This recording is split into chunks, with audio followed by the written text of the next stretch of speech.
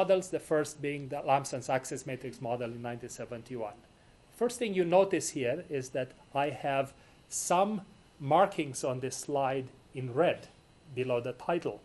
So new technology, early to mid-60s, methods and tools to handle the vulnerabilities of new technologies, sometimes 5, sometimes 10 years later.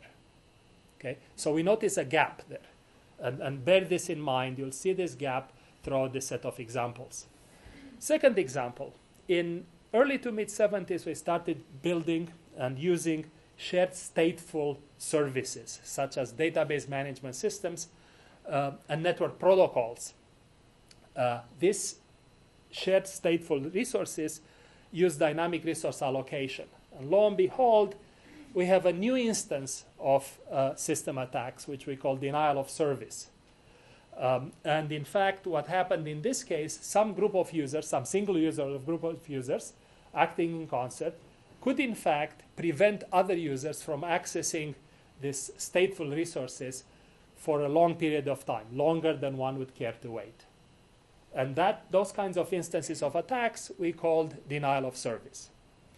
Now, the adversary here, or part of our adversary definition, was still the same as before. We have untrusted user-level processes operating concurrent or perpetrating concurrent coordinated attacks. Usually these attacks exhausted some sort of quota attached to stateful resources. So denial of service as a separate problem was in fact defined only in about mid-80s. Formal specification and verification techniques for various instances of it, particularly concurrent programs, denial of service in concurrent programs, appeared only in late 80s. And denial of service models appear only about 1992. Once again, observe the gap. Mid-70s, early to mid-70s, and mid-80s to early 90s when we started seriously addressing this kind of vulnerability, which was introduced by our new technology.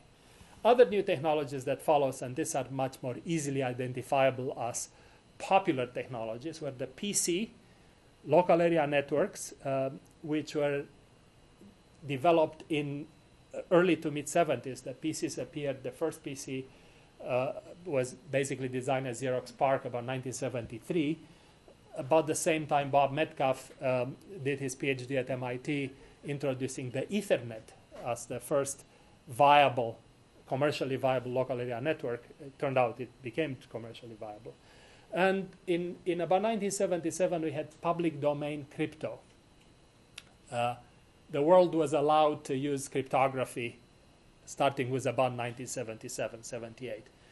Now, the new vulnerabilities that were introduced by these technologies were actually perpetrated by adversaries, which we called the man in the middle. The man in the middle sat in the network between a client and the server being basically time-sharing systems in the traditional way the clients operated on PCs. And these men in the middle were actually users of the network themselves who could put their workstation or their PC in promiscuous mode, the LAN card in promiscuous mode, and sniff all the packets in the network. They could read these packets. They could actually modify these or other packets and reintroduce them into the network. And they could replay and forge messages. These kinds of vulnerabilities were not possible before because we hardly could have an adversary between a terminal and the time-sharing system. We occasionally could, but it was rare. So the man in the middle could launch these active attacks, and it was a full-fledged, the man in the middle was a full-fledged adversary. Now, the first methods for analyzing this adversary were informal.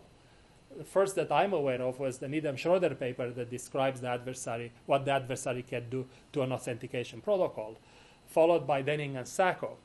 The first semi-formal model of this adversary was Dolev-Yao about 1983, followed by Byzantine adversaries about 1982, followed by adversaries that operated against cryptographic modes such as CBC, or such as public key encryption.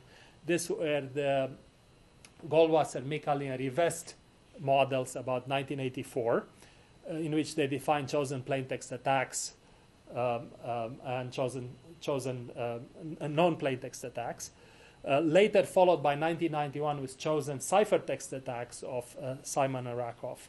And finally, protocol analysis programs, authentication protocol analysis programs appeared about 1987 with Millen's interrogator. Once again, notice the gaps between the technology and the time when we actually did something about the kind of problems that the new technologies introduced. Internetworking compounded the problem. This internetworking really started full-fledged in the mid to late 80s, although the IP protocol was defined about 1979. And what we got here were large-scale effects. Large-scale denial of service, sometimes distributed denial of service, large-scale worms. Sometimes worms were combined with denial of service attacks, as PAF noticed in November 1988. We later on started having flooding attacks. And here the adversary was a geographically distributed adversary, a set of geographically distributed processors that launched these coordinated attacks, which could bring up to, say, about 60% of all the Unix system of the internet down in a single night. What did we do about this? Well, about this kind of attacks, we did virus scans and tracebacks and intrusion detection, and all this started in the earnest only in about mid-90s. Once again, the gap. Okay, so with these 2 points, that security is fundamental because new technologies always have security implications, and security persists any decrease in the cost of technology. With this, we move on to say why security is a secondary concern or secondary importance concern. Well, if it were a primary concern, you would not have the gaps that you noticed on the previous slide. What were the gaps? Well, the gaps were sometimes months between the introduction of the technology and the detection of the vulnerability, and years before the detection of the vulnerability and the remedy for that vulnerability, and order of years and sometimes tens of years for defining the adversary that perpetrated those attacks. If security would be of primary concern, then those gaps would not exist.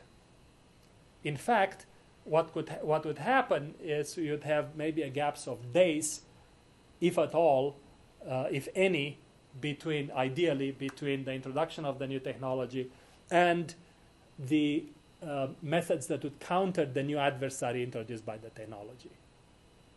Okay, or mitigate at least. But we haven't seen that. And whether we are likely to see in the future is unclear. What I'd like to do is to offer an exercise as an example of trying to anticipate new behavior of new adversaries. Now, what's the problem with these gaps? The fundamental problem that I see is that we introduce new vulnerabilities, yet we maintain the same adversarial model. In other words, we fight the old war. We have a new vulnerability, but the adversary that we postulate is one that we've seen 10 years ago. Okay? And this is really a problem because we tend to reuse the same kind of protocols and the same kind of protection mechanisms that we used in the past. So we constantly trail the introduction of new technologies. And that's why I call this security of secondary importance concern, although it's a fundamental concern. Okay, so let me give you an example of a new technology that's being postulated nowadays. And let me show you the new kind of adversary that appears here, which I claim is different from the old adversaries that we've seen before. So the new technology is what sometimes people call sensor networks. These sensor networks are somewhat similar to the traditional embedded wireless networks. These are networks that you see in buildings nowadays for regulating flow of air,